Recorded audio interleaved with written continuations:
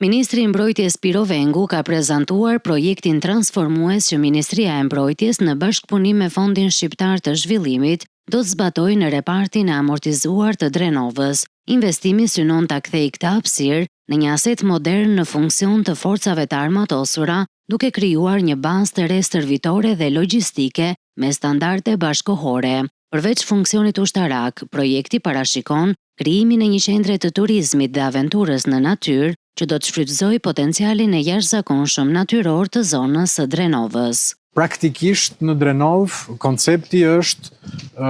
zhvillimi i një qendre, le të themi, ku të rinjt mund të vinë edhe për aktivitet sportiv, fizik, trajnime, praktikisht sepse i gjithë relievi të lejon edhe në afërsitë Moravës praktikisht lejon gjithë atë aktivitetin e trekking, hiking, aktivitet fizik që mund të jetë i dobishëm për të rinjtë e zonës dhe të jetë pse jo një destinacion i posaçëm